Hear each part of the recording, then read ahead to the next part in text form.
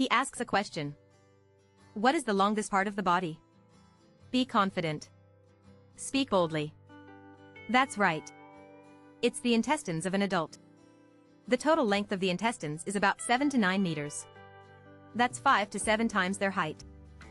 Divided into the small intestine, the large intestine, the rectum, and the anus. The anus is the end of the intestines. It is also a very sensitive exit. The receptors inside can even distinguish whether what is about to be expelled is solid, liquid, or a mixture. Of course, don't rely too much on those receptors, especially when having diarrhea. Never trust any impulse regarding the anus's function. A friendly reminder. The anus has only one function. That is excretion. There are no other functions. When eating, food is chewed into a paste in the mouth. It enters the stomach through the esophagus. In the stomach, it is ground into tiny particles of 0.2 millimeters in diameter. Then it enters the small intestine. The main role of the small intestine is to digest and absorb nutrients and maintain fluid balance. Here, bile secreted by the liver mixes with the food. Bile contains a light yellow bilirubin, which colors the food brown. This explains why the food we eat is colorful, but the feces are brown.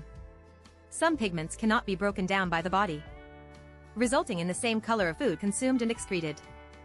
For example, eating dragon fruit can lead to red stool. Eating blueberries may result in blue stool. Beyond the small intestine is the large intestine. The main function of the large intestine is to absorb water from food residues. It turns the liquid into solid. Additionally, the microorganisms in the large intestine produce a substance called trimethylamine, commonly known as fecal odor. This explains why the food we consume has various smells, but the feces all smell bad. However, trimethylamine can emit a jasmine-like fragrance when in very low concentrations.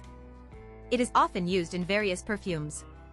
Clearly, the line between fragrance and odor is very thin. After passing through the large intestine, the formed feces are stored in the rectum. Then, they are expelled through the anus. The entire intestine contains 100 trillion microorganisms. These microorganisms weigh about 2 kilograms in total. They make up the gut microbiome, helping to digest and absorb nutrients. If the microbiome is imbalanced, the digestive and absorption capacity of the intestines will greatly decline. Either diarrhea or constipation. Diarrhea can lead to severe issues. Constipation leads to no results even after a long time in the bathroom. The whole intestine has a completely independent nervous system, known as the enteric nervous system. The enteric nervous system has a complete set of sensory, transport, and motor nerves. It can independently regulate digestive movements, perform reflexes, and is not controlled by the brain. So the intestines communicate directly with the brain, not as a discussion.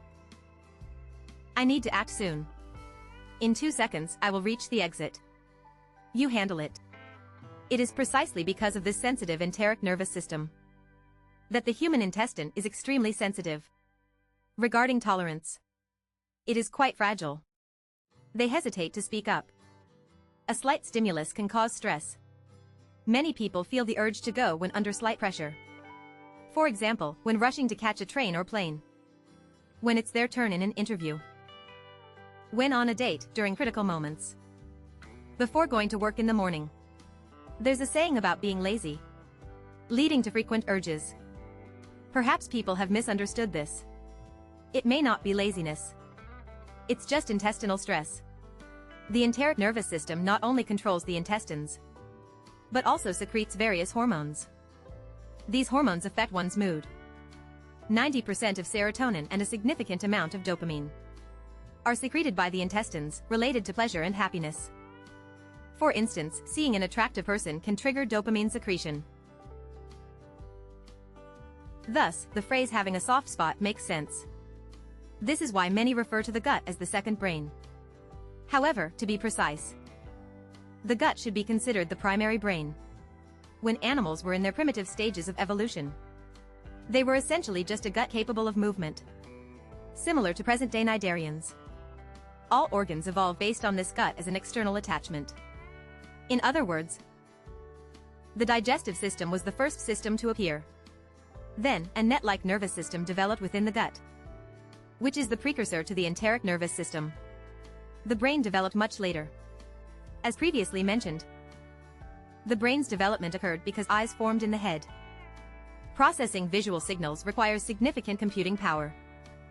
Thus, nerves clustered near the eyes.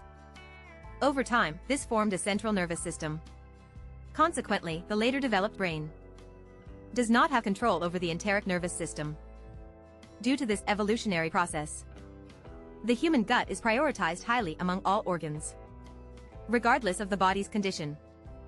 All nutrients are first supplied to the gut, then absorbed by the gut, and distributed throughout the body. Even if a person appears malnourished, the intestines are still healthy. Determining if a critically ill patient is recovering is done by assessing their appetite, because appetite often indicates a desire to recover. It is often said that eating is the essence of life. This is not without reason. Sometimes the mind may be confused, but the gut knows clearly. He expresses his feelings with a start.